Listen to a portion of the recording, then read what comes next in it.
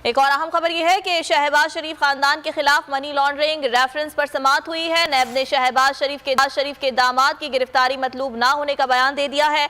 मुनीर बाजवा हमारे साथ मौजूद हैं। मुनीर बाजवा, बताइएगा नैब ने क्या बताया अदालत को? आज बिल्कुल एहतसाब अदालत के रूबरू नैब के तफ्तीशी अफसर ने शहबाज शरीफ खानदान के खिलाफ मनी लॉन्ड्रिंग रेफरेंस में उनके दामाद हारून यूसुफ की गिरफ्तारी मतलूब ना होने पर का बयान दिया है, जबकि अदालत के रूबरू हारून यूसुफ के वकील अमजद परवेज एडवोकेट ने यह कहा कि नैब को वाजिया मौकफ अदालत में बयान करना चाहिए।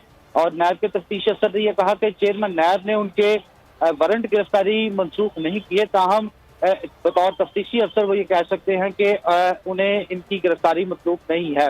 इस पर अमजद परवेज एडवोकेट ने ये इतराज उठाया कि इनकी दरख्वास्त पर बहस आइंदा समाअत पर के लिए तलब कर ली जाए। और अदालत ने भी ये रिमार्क्स किए कि नैब ने अभी तलवार लटका रखी है, लिहाजा आइंदा समाअत पर इस पर जो ज़िमनी रेफरेंस है वो भी अदालत में जमा करवाया जाए। और आइंदा समाअत पर अगर ज़िमनी रेफरेंस अदालत में जमा ना करवाया गया तो इनकी बरियत की दरख्वास्त पर फैसला किया जाएगा। अदालत ने इस केस की मजीद समाअत 17 फरवरी तक मुलतवी की है।